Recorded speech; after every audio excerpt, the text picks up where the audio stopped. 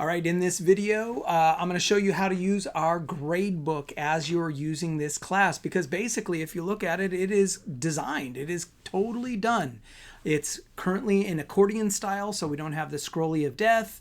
Each week is kind of replicable and familiar with all this stuff. We've got accountability pieces for each of these things, so everything's looking great. Now, the gradebook. So first off, you're not going to have to do much with the gradebook because it automatically populates as the students complete their activities. That's the whole point of those accountability pieces that all of our previous videos were talking about.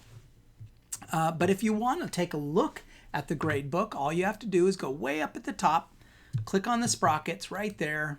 Oopsies, click on the sprocket right there, and then you can view your gradebook right here. Now, before I do that, let's take one last look at one last setup thing that we need to take care of. And what we're going to do is, I clicked on that setup, and I'm just going to scroll down, and I'm going to see all of my assignments in the beautiful order. By the way, this is telling me how many points they're worth and the relative weight for the entire thing, but we're not worried about weighted scores. These are all of our points for each of our assignments. I'm going to scroll all the way down because that's going to tell me the course total right there. I can see that we have 298 points for this assignment.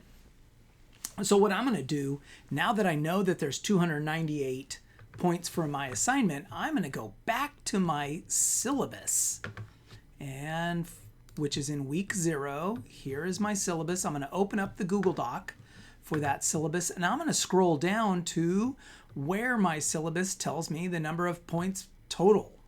And it's right here. Grading policy right here. I'm going to say, oh no, it's actually 298 points. And this is where I might update how those points are arrived. X number of points because of class activities, X number of points because of the reading and reflections, etc. So I might flesh out my syllabus right here, and I get that information from the gradebook. All right, so now I'm going to go back in, only this time I'm going to view my gradebook over here.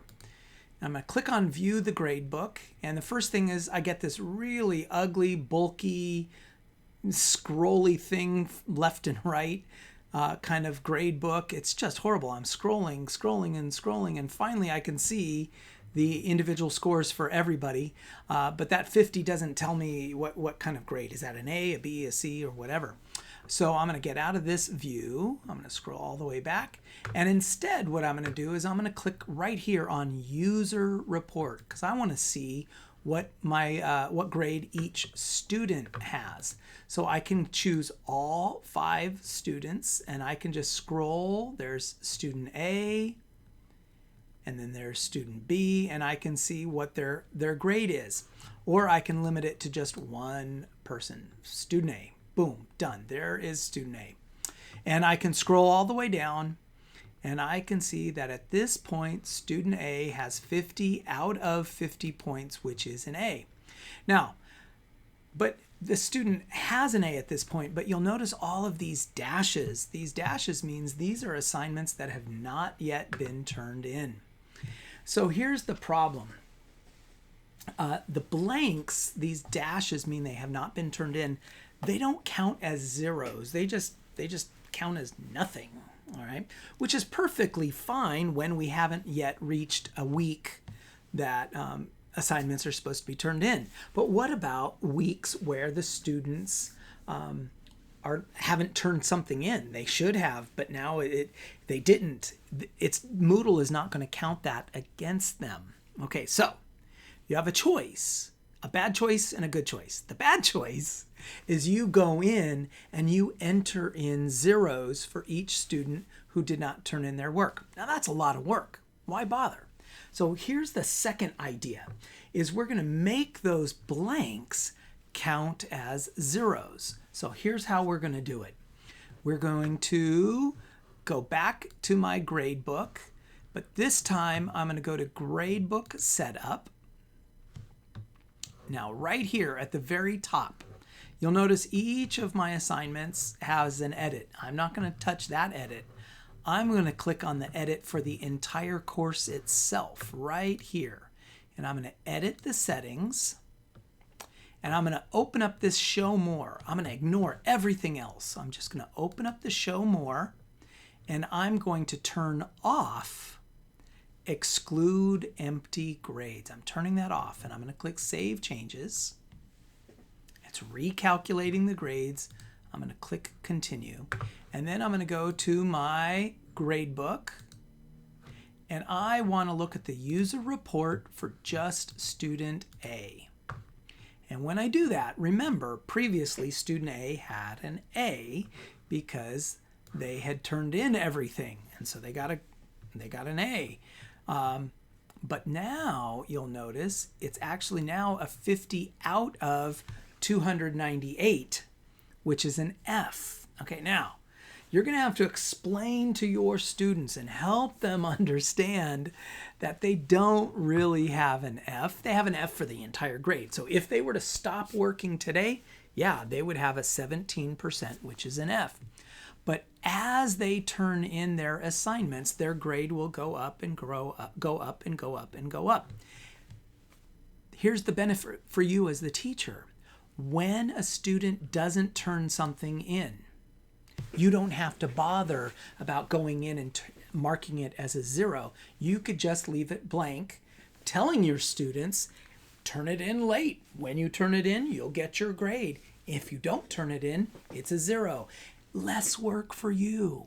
I'm trying to help you design a course that's good for your students, but also good for you. And this is how you do it. You make those blanks count as 0s so that your students, while you are giving them the freedom to turn in stuff late, you're also making it very clear what their grade is if they choose to not turn in those assignments. Okay, that's the biggie.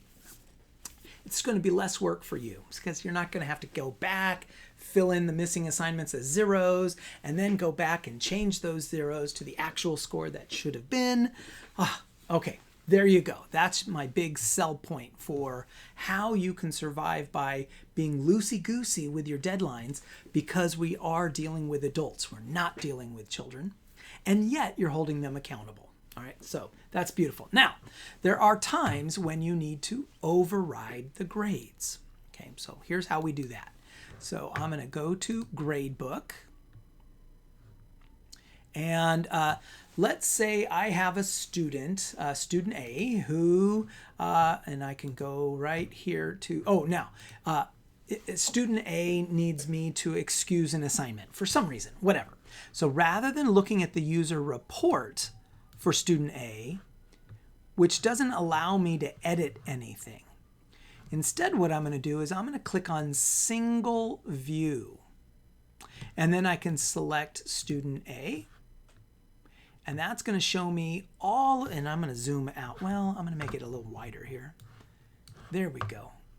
There it is. And I can, right here, student A, I can scroll down to whatever assignment that student needs me to excuse them on. So let's say it's week 2, article 1. For some reason, the student needs me to override this score. I'm going to excuse the assignment, okay? So the override button, this is the column right here. So I'm going to click that box, which allows me to put in an 8 out of 8. So I'm excusing it by giving them full credit. All right, and then I can say this is in lieu of you actually doing the assignment. All right, so there you go. I've given them full credit through a manual override. And then I'm going to go all the way down to the bottom, and I'm going to click Save. And you can see it way over here that the grade was set for that one item, and I can click Continue. And it's recalculating the grades, and I click Continue again. Now, if I choose, I could click on Grader Report, and then I can scroll over here, and then now I can see that because it's got that mustard color, it has been overridden. That score has been overridden, manually overridden by me for student A. If I wanted to do that for all of the class, maybe I can just I don't know, for some reason. I don't know why. But all I have to do is click the pencil. And it allows me to override everybody's grade for that one assignment. So I can just click and say, you get an 8. Click, you get an 8. Now there's another option that you have, which is just exclude the grade altogether rather than giving the student 8 points, which is generally what I prefer to do. Just give them the points. Who cares? Move on. But you have a choice. You could exclude the assignment for, in this case, student D and student E, in which case their overall score will not be 298. It's going to be 8 less than that because we are excluding this 8-point assignment. So their grade is going to be out of 290, while everybody else will be out of 298. Once I've done all the changes and the manual overrides that I need to do, I can click Save. It's updated the things that it needs to update and recalculated the grades, and there you go. Now, if I want to, I can take a look at, let's take a look at student A. So I'm going to click on User Report, and I'm going to choose student A. All right, and I can scroll down, and there is right there. I can say, I can see that the score has been manually overridden, and there's my feedback comment.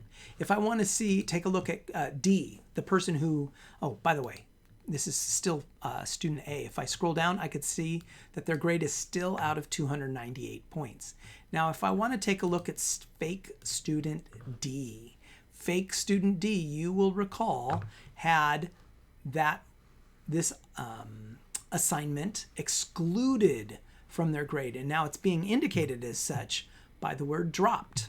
All right, now when I go all the way down to the bottom, it's no longer, their grade is no longer out of 298, it's now out of only 290 because one of their grades was dropped. Given the two choices for how to manually override grades, I generally just give them the points. I just say, here you go, you get full credit and move on.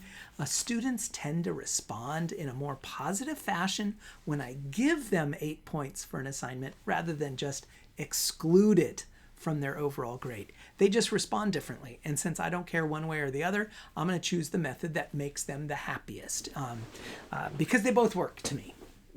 In both cases, I'm overriding their score to make something fair. I'd rather just give them the points because students generally respond that way. All right, now that's it. That's how we use the gradebook. For the most part, it automatically populates. You don't have to do much work. Occasionally, you'll need to manually override something, but not very often. In a well-designed class, you don't have to manually override much. And the key indicator, the key thing you need to do is, let's go to Setup, and where the title of your course, that edit right there, the key. This is the key. I'm going to tell you. Click on Show More and turn off that exclude empty grades. Make sure there's no check there, and then go down and save your changes. That's going to treat all of the blanks as zeros, and that's the key to being loose and friendly and understandable with your deadlines, and yet simultaneously hold your students accountable with very little work on your part.